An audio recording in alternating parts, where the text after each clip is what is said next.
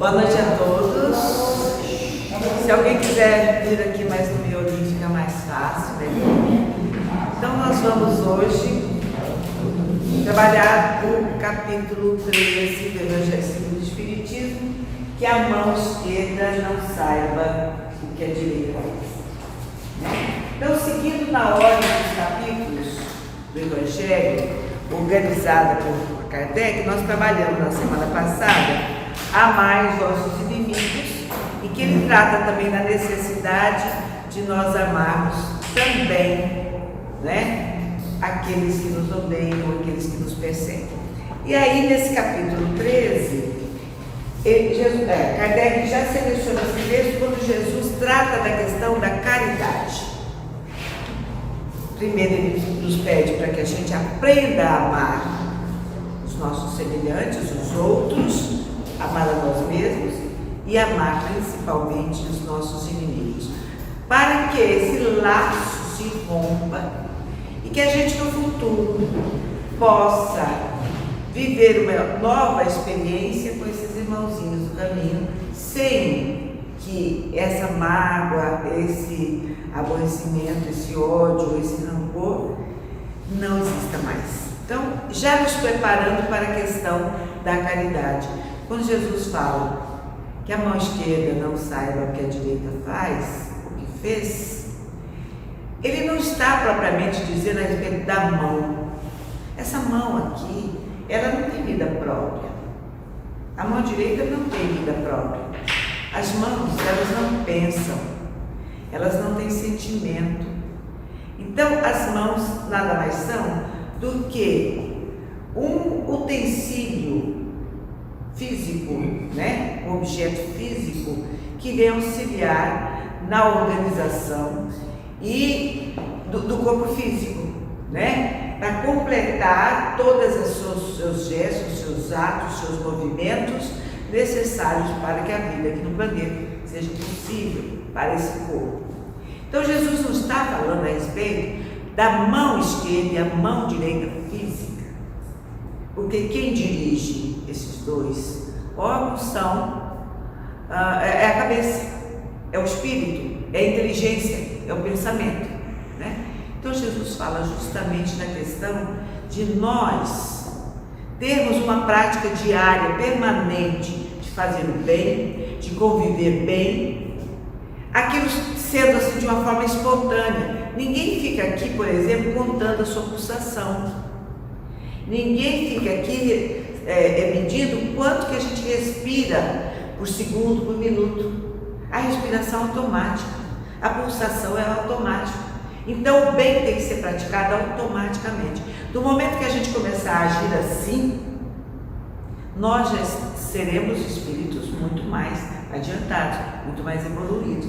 Quando Jesus então fala que essa mão não saiba o que essa fez, ele fala na prática da caridade sem ostentação, sem ficar se mostrando que era hábito de todo mundo naquela época e agora também. Quem não gosta de fazer alguma coisa para alguém e esse alguém falar com os outros? Ah, tá vendo fulano lá? Ele me ajudou tanto nisso, aquilo. A gente fica envaidecido, a gente fica feliz, porque temos ainda essa prática de muitos anos atrás, quando também nós fazíamos isso. Nós ostentávamos, nós mostrávamos tudo aquilo que a gente fazia e fazemos hoje a mesma coisa, porque nós não temos esta situação como, por exemplo, respirar, que é automático. O bem tem que ser praticado por nós automaticamente, tá? E aí nós colhemos algumas informações para a gente discutir a respeito disso aqui. E esse capítulo então trata de como fazer o bem elevando a nossa superioridade moral. Porque no momento que a gente começa a ter uma atitude automática, nós já incorporamos aquela prática e nós nem percebemos. Fazemos o bem pelo bem. Não fazemos o bem para sermos melhores, não fazemos o bem para que a gente evolua, nem para que a gente cresça moralmente. Nós fazemos o bem da mesma forma do jeito que Jesus nos ensinou a fazer, automaticamente.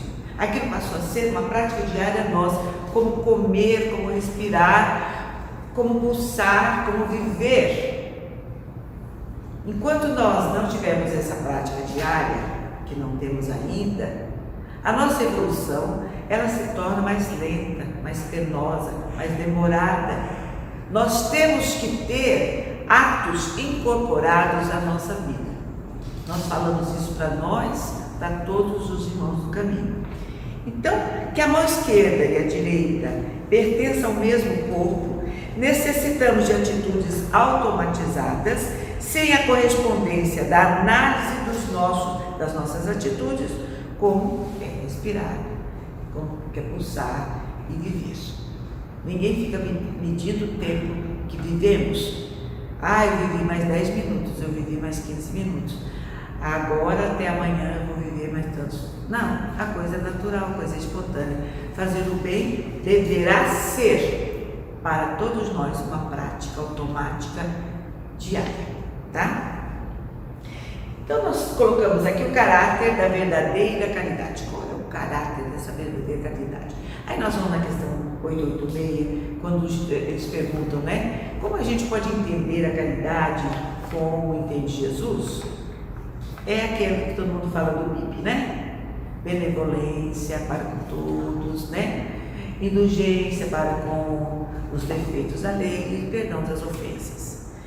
O que é ser benevolente para com o outro?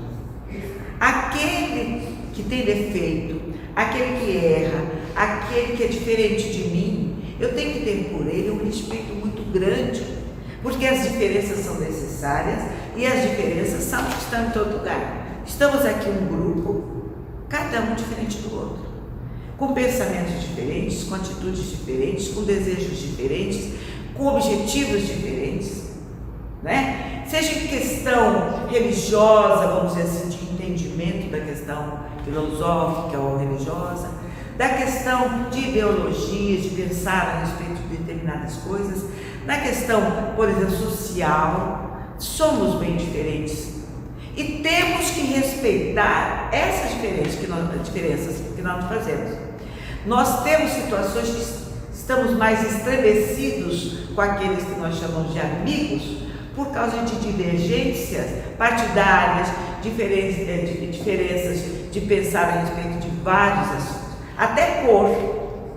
Quando uma pessoa usa uma cor que nós não gostamos, a gente fala, você não vai tocar essa roupa, você não... Até nisso a gente quer dar palpite, porque não respeitamos as diferenças de opiniões, diferenças de gostos, várias diferenças, né? E que nós precisamos. Então a indulgência é justamente isso, respeitar o outro como nós gostaríamos de ser respeitados, tá? E a indulgência por aqueles que nos perseguem, nos caluniam, é saber que ele é passível de errar, da mesma forma que eu sou passível de errar. Quem garante que o que eu penso, o que eu faço, seja a forma mais correta das coisas? Quem garante que eu estou realmente no caminho certo? Eu penso que sim, mas pode não ser. Então eu tenho que ter para com o outro essa indulgência.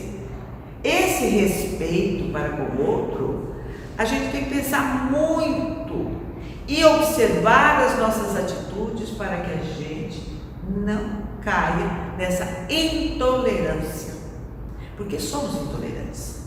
Somos muito intolerantes. Porque nós achamos que o que nós pensamos é a forma mais correta de dirigir as coisas, de viver as coisas. E muitas vezes estamos num caminho completamente errado, né? E perdão das ofensas, principalmente o perdão de nós mesmos. Ninguém pensou ainda do auto-perdão, como diz Joana de Ângeles. Esse auto-perdão é muito, muito importante para que numa situação futura a gente tenha estabilidade, tenha equilíbrio. Se a gente não se perdoa de algo que a gente sabe que fizemos errado, aquilo fica martirizando, remoendo em nossa consciência. E a gente passa para o lado de lá levando essa situação de não ter se perdoado. É importante trabalhar isto, porque nós vamos viver encontros com irmãos que nós praticamos alguma coisa que hoje entendemos que foi errado e que a gente não se perdoa, e aí aquilo, como o Roberto às vezes fala, nós ficamos com aquela culpa, e a culpa não faz bem em nenhuma situação, nem como encarnados, nem como desencarnados. A culpa é martirizante, ela só nos coloca para baixo, numa situação terrível de pensamento, né? Então, primeiro começamos com o auto-perdão, e aí depois perdoando as ofensas dos outros, nessa questão de entendimento sobre a caridade, tá? O caráter da verdadeira caridade é justamente saber a diferença entre prática da caridade, baseada nesse tripé, né? E diferenciar a caridade da questão da filantropia. A filantropia é você vai lá e faz um bazar para atender um bairro que sofreu o problema da chuva, faz um bazar para atender os órfãos daquela coisa, mas tem um retorno.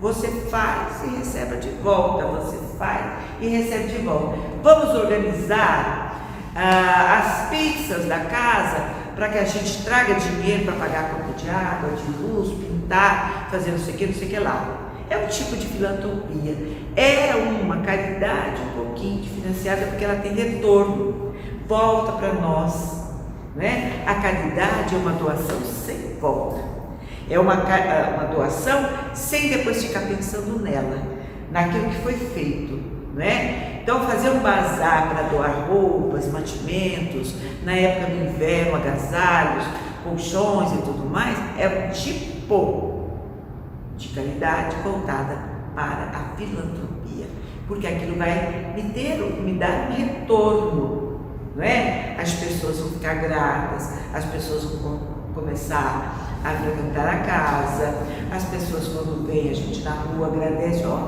aquela doação de vocês foi excelente, me fez muito bem. É uma filantropia necessária, sim, para que os irmãozinhos com necessidades ou que têm necessidade possam usufruir daquilo que nós estamos fazendo. O caráter da verdadeira caridade, que não é ser filantropia, é justamente a prática da doação plena, sem perceber que faz, tão automático que já se encontra. E a gente tem, em determinado momento, medo. Por que a gente não ajuda? Por que a gente não sai à noite, numa noite fria, levando agasalho para o pessoal de rua? Eu não vou, não morro de medo.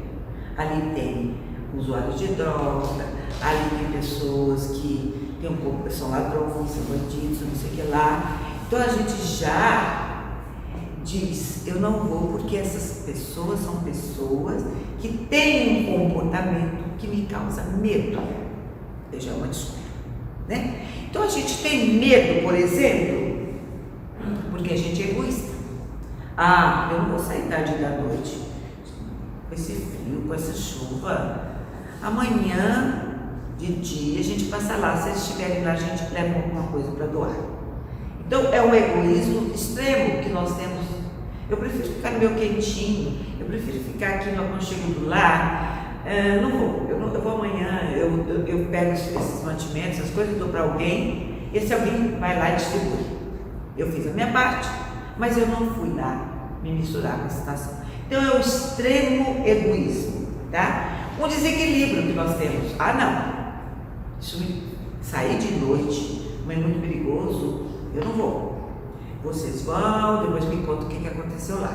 Eu não vou. Então, é um tipo de desequilíbrio comportamental que a gente tem em cima dessa situação do egoísmo, que também nós carregamos, né? Apego. A gente faz aquela montanha de coisa para doar, e aí a hora de colocar na sacola a gente fala, não, isso aqui não, porque esse aqui foi um filho que me deu há 10 anos atrás, que a gente nunca usou, tá novinho ainda, mas ele me deu com tanto carinho, é meu, não vai. Aí a gente pega outra coisa lá, isso aqui me traz tantas recordações, né? Disso, aqui, não vai. E o monte que era dessa altura, de repente, o outro fica maior, aquele que a gente não vai dar, não vai desfazer.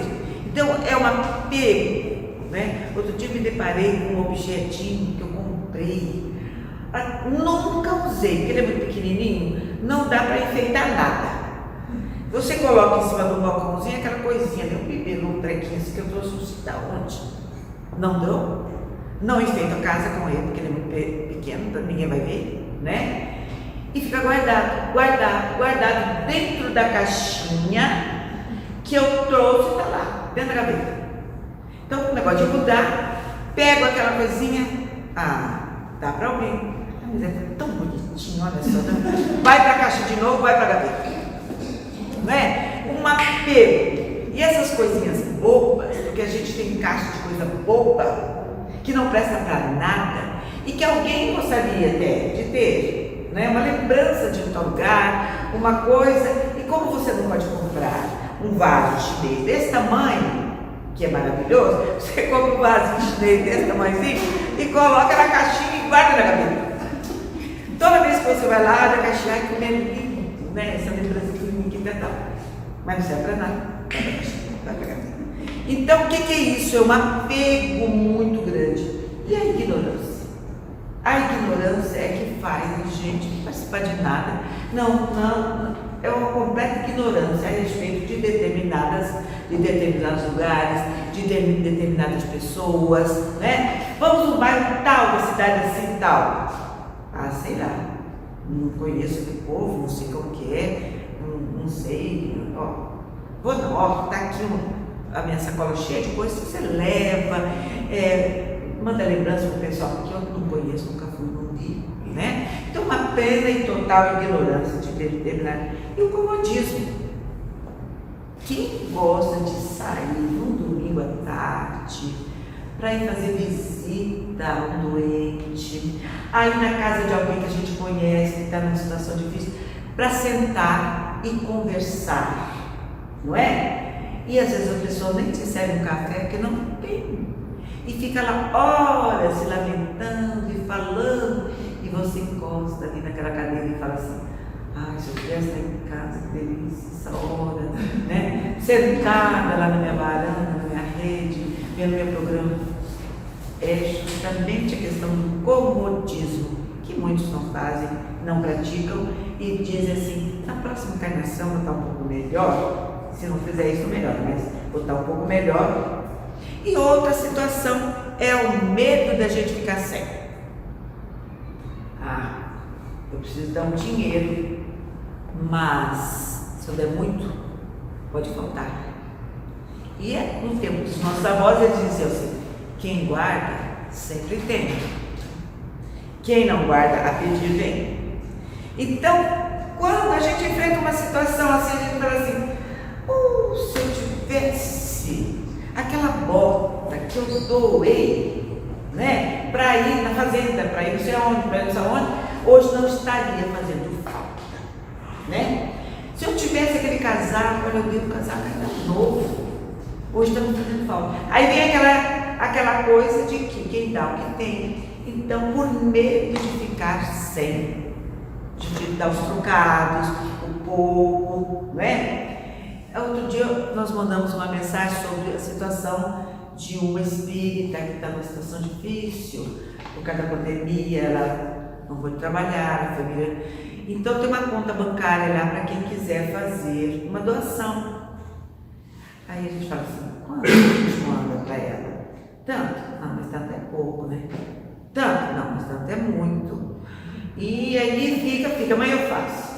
No outro dia está lá: eu preciso fazer essa doação. Mas tanto? Não, tanto é pouco. Tanto? Não, você não. E amanhã então? E aí, vai passando o dia, você esqueceu, nem mandou. Por quê? Nós temos esse apego terrível ao que nós achamos que temos e que a gente não tem nada, mas a gente acha que tem, né? O medo de ficar sem, se eu der muito esse mês ele pode ficar apertado, então não dá. E aí a gente vai mudando a nossa ideia sobre a questão de doar.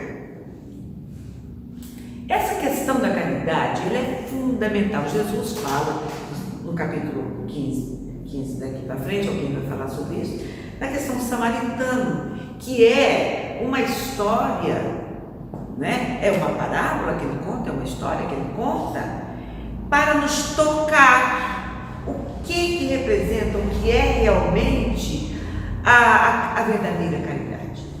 Daquele homem que descia rumo a outra cidade e encontrou pelo meio do caminho lá um homem que tinha sido assaltado, que estava lá caído, todo ensanguentado. Não sabia o nome, não conhecia, não sabia que religião, nada. Ele pega, leva, cuida, sem saber quem era. Nós, se a gente encontra lá um coitadinho, a gente fala, não sei, pode ser perigoso, pode ser um foragido da justiça, pode ser bandido, ele pode me atacar, né? Então a gente vai lá chamar a guarda, ô moço, tem um rapaz caído lá em frente ao mercado, assim, você pode chamar o setor responsável para levar para ele ser atendido? Porque a gente nem vai, nem toca, nem faz. Sabemos que atualmente é perigosíssimo. A situação agora é difícil, mas naquela época também.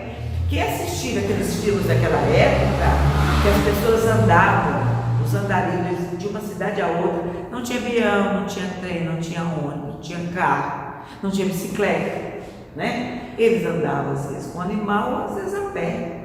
E eles eram assaltados mesmo também, mas muitos praticavam bem.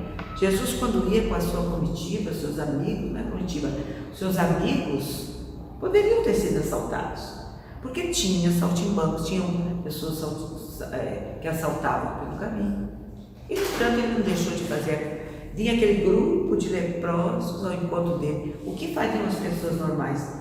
Correriam, apavoradas, com medo daquela doença, né? E Jesus os encontrava e cuidava deles. E a respeito da caridade, eu vou só contar uma historinha rapidinho de um árabe, de um sheik árabe, que tinha uma reunião em outra cidade, e ele então foi montado no camelo e levou apenas o seu escravo. O escravo foi andando e a distância era longa. E ele foi então, quando chegou lá, mais adiante, ele olhou o escravo que estava cansado. Ele parou o camelo, desceu do camelo e disse ao escravo, agora é sua vez de ir sobre o camelo. Eu vou... Não, que isso, senhor? Não, eu sou um escravo. Não, você sobe no camelo que eu vou caminhando. E caminhou uma distância até se cansar. Quando ele se cansou, aí ele falou, agora é a minha vez de ir no camelo.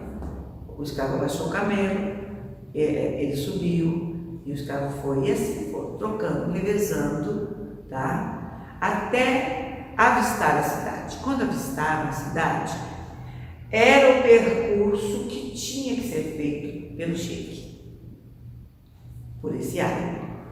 E aí o escravo mandou o camelo baixar para ele trocar. Ele falou, não vamos trocar, né? Você fica, não, majestade, o que o povo vai dizer? E aí ele pensou bem e falou assim, não, você está certo.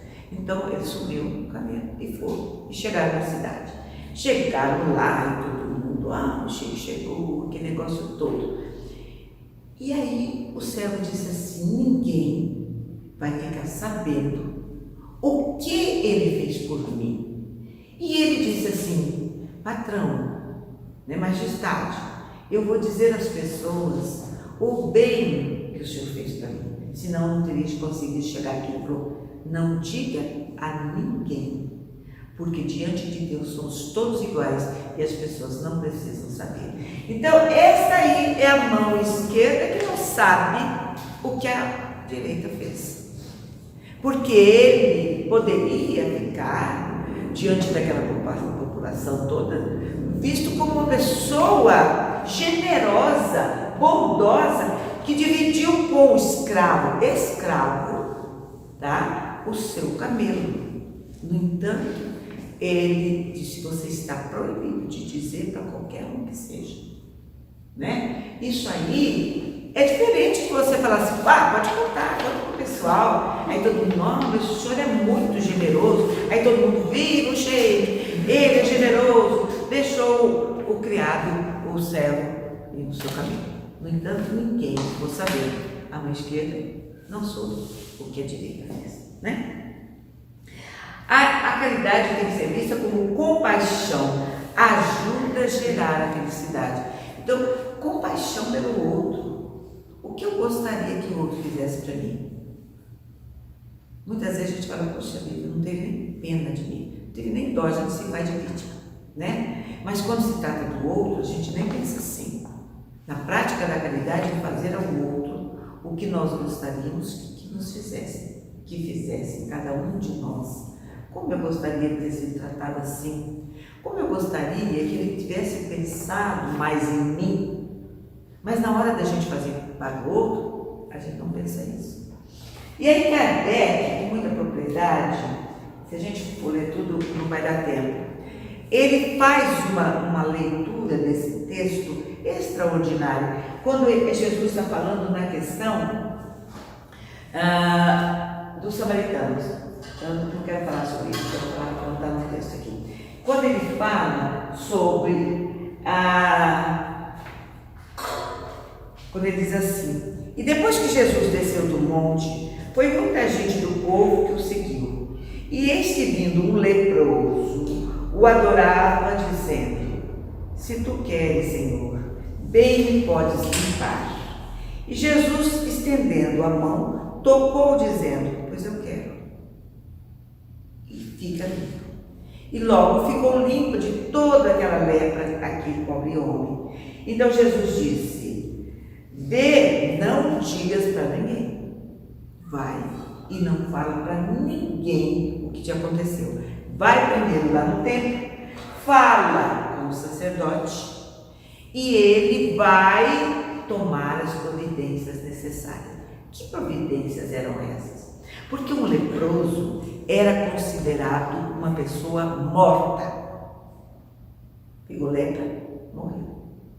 Então o nome dele era retirado do livro dos mortos. Sabe aquele livro? Nasceu a pessoa, está lá no livro. Nasceu João, então ele faz parte dos vivos, né? E quando ficava leproso, o sacerdote riscava o nome dele, ele não pertencia mais aos vivos. Ele era um morto-vivo, nem era. Perdia seus direitos civis, perdia todas as suas propriedades, não era mais casado, não tinha mais filho, não tinha mais seus bois, seus carneiros, suas ovelhas, nada. Ele perdia tudo e ia para o vale dos montes. Lá todos eram mortos. Então, quando alguém era curado, ele ficava livre daquela doença, daquelas chagas. Ele tinha que se apresentar ao templo para o sacerdote. O sacerdote iria vê-lo, tocar as feridas. Ele está curado. Então, o nome voltava a fazer parte do livro dos vivos, porque senão era uma pessoa. Então ele ia, tomava conta das suas posses, né? Tomava conta da sua família, tudo que era seu era devolvido, tá? Você imagina, por exemplo, um que não fizesse parte, ficasse lá um tempo, a esposa casava com outro, não é? E vendia suas coisas, e um dia ele era curado, ia lá no sacerdote, como é que ele ia fazer para tomar a posse? Tão grave era essa enfermidade, que ninguém quase voltava dessa situação. E aí Jesus falou para ele: não fala para ninguém, vai primeiro lá cumprir sua obrigação diante do sacerdote, para você, porque por enquanto você ainda é um morto, não é? Então, Jesus fez para mostrar aos seus discípulos que a caridade, ela tem que ser movida pela compaixão, pelo próximo, pela dor do outro, pela necessidade do outro, e a caridade faz mais bem a nós do que aos outros. E aí, continuando aqui nossa colinha aqui, caridade nós fazemos por pensamento.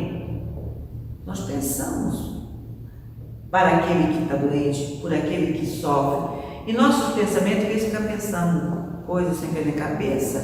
Nós podemos emitir pensamentos de amor àqueles que estejam precisando, né? Nós podemos praticar a caridade através das preces, orando, pedindo por todos aqueles irmãos do caminho que estão com necessidade, por todos, vibrando amor por aqueles, tá? Por palavras, chegando para ele, conversando e falando. Até quando eu estava à tarde preparando, eu ouvi um trecho a respeito do que o Chico Xavier fazia, né? Às vezes uma pessoa lá, um político que ia lá para ouvir as suas palestras, depois receber o passe, assim por diante, né? A gente sabia que aquele lá era um pilantra, né?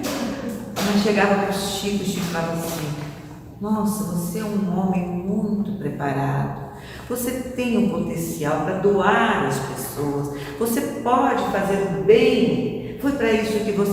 Então enchia a pessoa de otimismo, de coisa que nem era verdade, porque no fundo ele sabia que não era.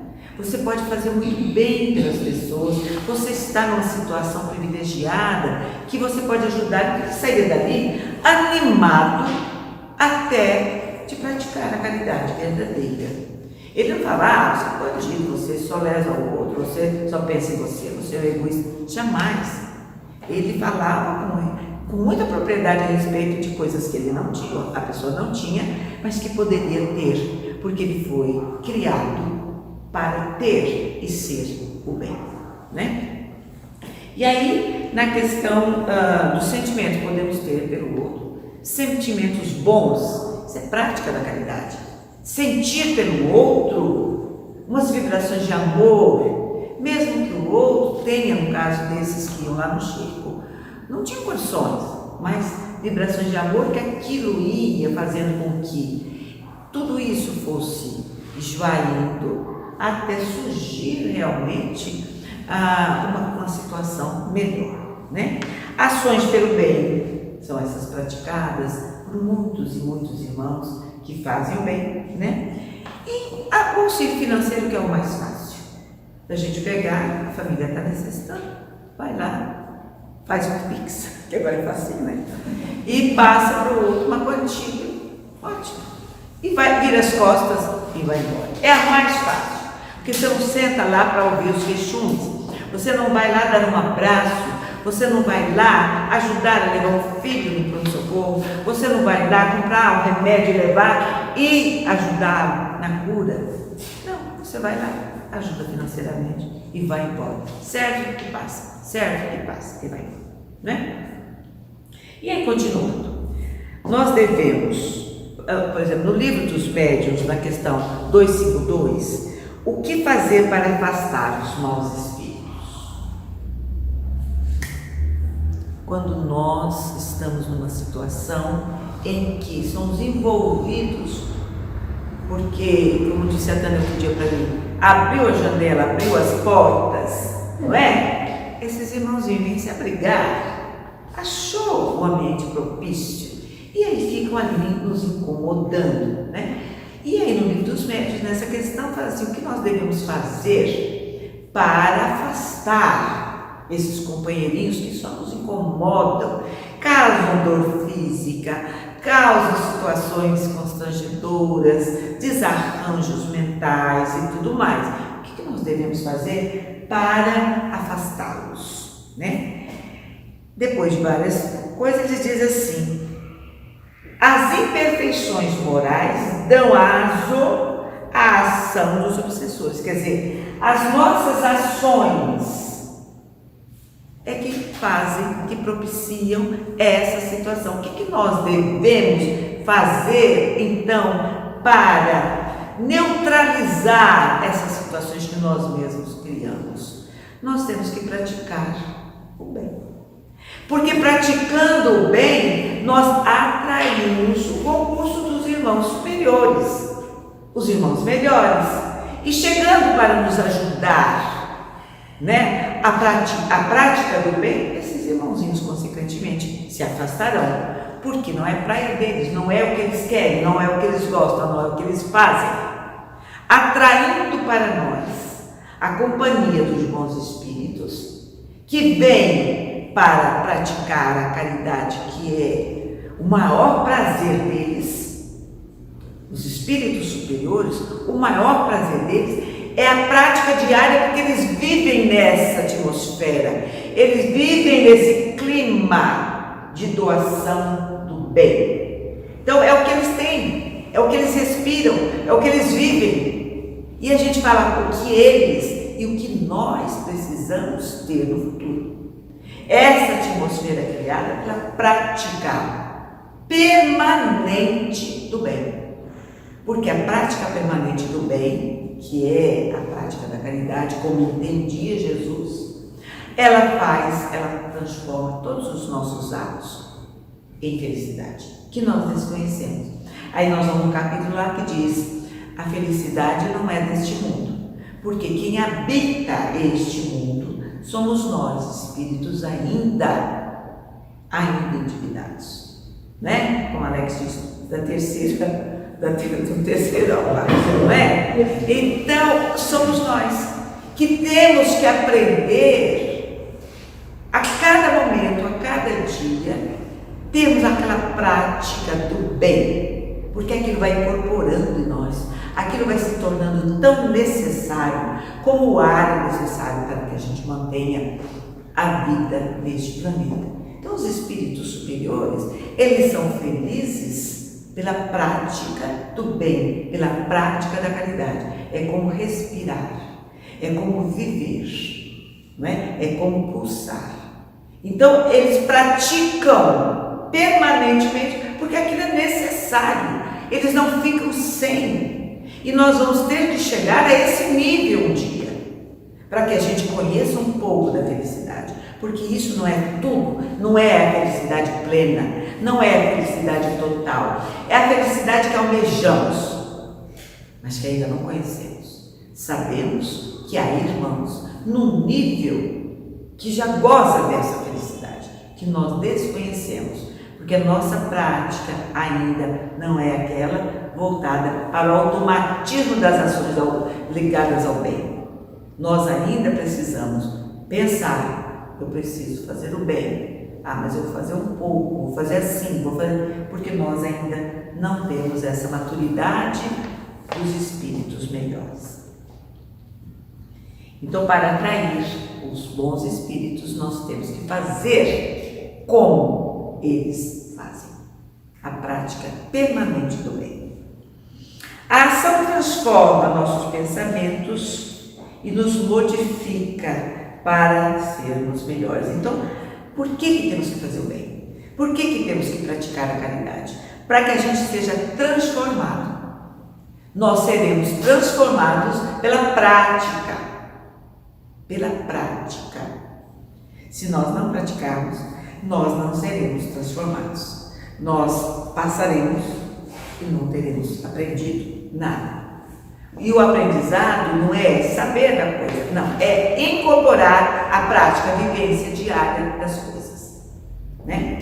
Jesus disse: que brilhe a vossa luz e resplandeça as boas obras e multipliquem os seus talentos. Aí a gente diz assim: mas Jesus, ele disse para brilhar a nossa luz, quer dizer, passavam os leprosos, pediam, ele curava cego, curava paralítico, na frente de todo mundo.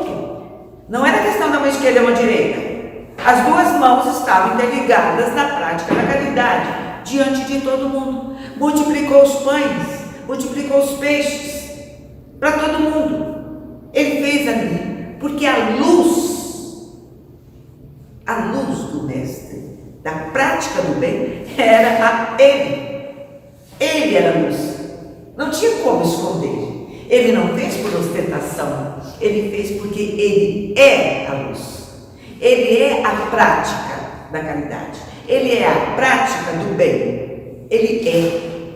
É diferente da gente que nós desejamos ser, que não somos ainda, não temos ainda. Então Jesus diz que brilhe a vossa luz. Comece a fazer, comece a iluminar, Comece a auxiliar, comece a fazer para adquirir essa prática que vai nos transformar em seres melhores, em seres aptos com a veste nupcial para entrarmos no reino do céu. É pela prática, é pela vivência, coisa que nós ainda não sabemos fazer. Nós estamos aprendendo com os ensinamentos de Jesus, mas entre o aprender, o saber e o viver, há uma diferença. Estamos aprendendo, né? Estudando, começamos a dar os nossos primeiros passos, mas ainda não somos tudo isso que Jesus nos propõe. Estamos a caminho e sabemos que um dia chegaremos a esse estágio extraordinário de sermos luz, de sermos caridade, de sermos amor ao próximo. Vai levar um tempo? Vai. Mas nós estamos a caminho, com o nosso esforço, com a nossa dedicação, com o nosso aprendizado. Sem ele, não chegamos a lugar algum. Precisamos desse esforço permanente para vencermos as nossas más tendências e chegarmos ao patamar mais elevado que nos aproxima do reino e aproxima de Jesus. Que a paz do Mestre, só mais um trechinho, Jesus mostra suas obras para nos ensinar que o bem deve ser permanente e espontâneo, como respirar, como pulsar, como viver. Tem que ser, tem um coitado ali, vou lá ajudar. Não, é imediato, é um irmão. Eu me vejo nele, como a minha irmã Dulce, ela se via naquele irmão caído, ela se via naquele enfermo, naquela pessoa que está no chão caída. Ela entrava, ela pegava, ela levava, ela se via neles. Para a gente chegar nesse nível, vai precisar de muito esforço para que os nossos atos sejam espontâneos, tá? E aí Jesus vai dizer mais tarde: eu tive fome, me deste de comer. Eu tive sede, me deste de beber. E a gente vai falar: eu? Quando? Quando que eu fiz isso? Porque não lembraremos mais, porque os nossos atos já teriam sido espontâneos. No momento que for, quando Jesus disser isso, nós não vamos saber mesmo, né? Por quê? Porque aquilo foi espontâneo, aquilo fez parte de nós, da nossa vivência, de como a gente é. Isso nós teremos que chegar um dia para sermos melhores. Que Jesus nos abençoe e que a paz esteja sempre conosco.